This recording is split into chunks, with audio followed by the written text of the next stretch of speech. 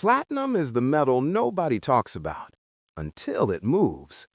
Gold gets the documentaries, silver gets the retail hype, copper gets the future of electrification narrative. Platinum just sits there, quiet, industrial, misunderstood. And then, one day, it doesn't. A supply shock hits, industrial demand spikes, auto catalyst headlines start circulating again, and suddenly, platinum isn't a boring metal anymore. It's a trade. And that's when people discover the part no one posts on social media. Platinum can be a tax nightmare.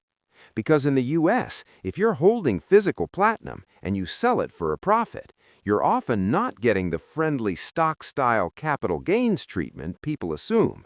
You're playing on hard mode. Here's the uncomfortable truth. In most normal situations, you can't just sell platinum in a taxable account and magically not pay taxes if you realized a gain. So when you hear people say the rich sell platinum without paying taxes, what they usually mean is something more specific. The rich rarely sell platinum the way everyone else does. They avoid the taxable event.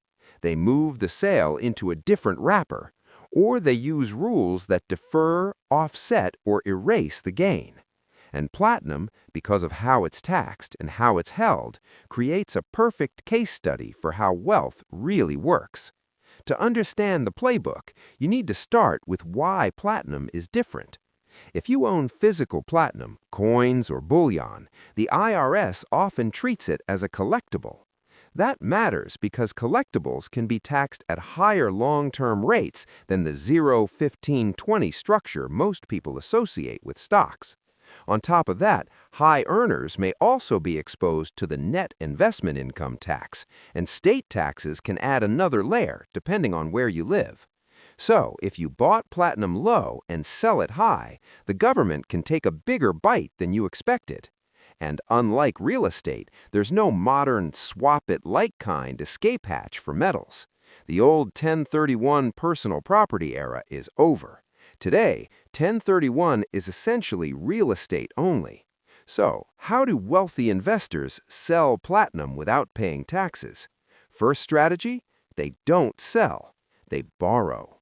This is the move that confuses people because it looks like magic from the outside. If platinum has surged and you're sitting on a big unrealized gain, selling turns that gain into a tax bill. But borrowing against an asset, whether it's the metal itself or more commonly a broader portfolio that includes platinum exposure, doesn't create income. No sale happened. No gain was realized. No capital gains tax is triggered just because you accessed cash. Is it free? No. Interest exists. Collateral risk exists, and if the underlying assets fall hard enough, you can be forced to liquidate at the worst possible time, which can create taxes anyway. That's why the wealthy don't treat borrowing as a gamble. They treat it as a liquidity tool. They're not trying to cash out platinum. They're trying to fund life without touching the engine. The second strategy is where the story gets more technical, but also more powerful. They choose where platinum exposure lives.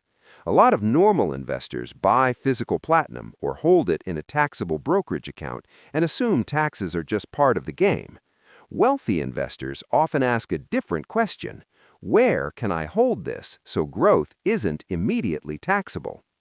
Platinum exposure can sometimes be held inside retirement accounts, traditional IRA or 401k structures that defer a tax, or Roth-style accounts where qualified withdrawals can be tax-free. But platinum has nuance here. IRAs generally can't hold collectibles, but there are exceptions for certain bullion and coins that meet strict requirements. And there are also ways investors gain platinum exposure through vehicles that retirement custodians allow. The details matter. Purity rules matter. Custody rules matter. The rich don't wing this. They structure it.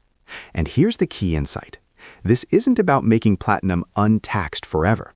It's about moving the tax event to a future year, or in the best-case Roth scenario, potentially eliminating it on qualified withdrawal. That's a completely different game than buying physical bars and selling them in a normal taxable account. Third strategy, They give platinum away on purpose. This one sounds counterintuitive until you realize how the tax code is built. If someone is already charitable and they're sitting on appreciated platinum, selling first is often the worst move. Sell platinum, trigger capital gains, donate cash.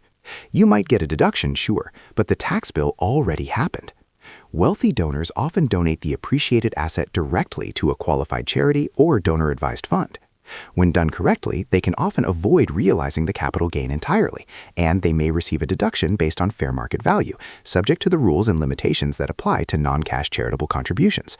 The charity sells it tax-free. Same generosity, very different outcome. To the average person, it looks like the rich sold platinum without taxes.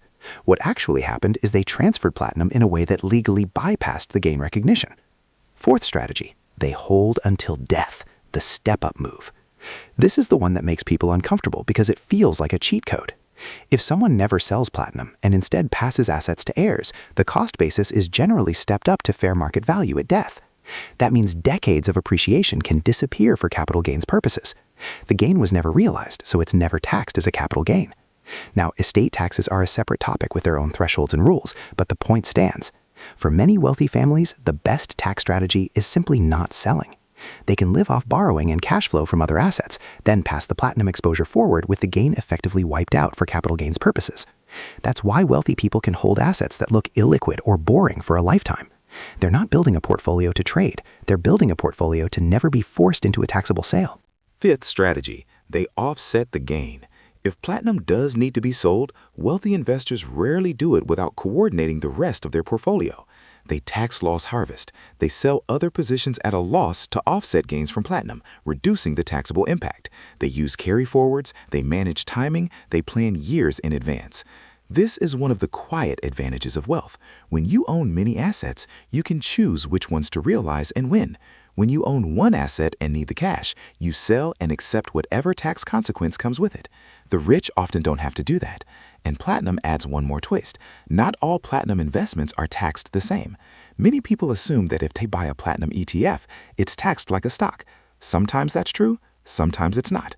Some precious metal funds are structured in ways that, for tax purposes, can resemble owning the underlying metal, potentially bringing collectible-style tax treatment back into play. Other vehicles involve futures-based exposure, which can have their own tax characteristics. Two investments can both track platinum, and the tax results can still be radically different. That's why the wealthy read the structure before they buy. Most people read the ticker symbol and stop there. So what can regular people actually do with this information? First, don't fall for the myth. In the US, if you sell platinum in a normal taxable account and you realized a gain, you generally owe taxes. There's no magic loophole that makes taxes vanish on a simple sale. Second, make platinum decisions before you're emotional. The worst time to learn about collectibles tax rates is after a major spike, with a finger hovering over the sell button. Third, if you want long-term platinum exposure, consider whether holding it inside a tax-advantaged wrapper makes sense for your situation and what your custodian actually allows. Fourth, if you're charitably inclined and you're sitting on a large gain, donating appreciated assets instead of selling and donating cash can be far more efficient, but it has to be done correctly with the right documentation and professional guidance. Fifth, track your basis like your future depends on it, because it does. Keep purchase records, premiums, dealer fees, shipping, selling costs. If you ever have to prove your numbers, you want facts, not estimates. And finally, the big mindset shift. The rich don't sell platinum without paying taxes. They build lives where they don't have to sell at all. They borrow instead of liquidating. They choose where growth occurs. They use charity strategically. They plan generationally. They coordinate gains and losses. That's not evasion. That's planning. And once you see it, you can't unsee it. Because in investing, the win isn't just making the money. The win is keeping it legally. This video is for informational purposes only. It does not constitute legal, tax, or investment advice. All investments involve a degree of risk, including the risk of loss. Always consult qualified professionals for your personal situation.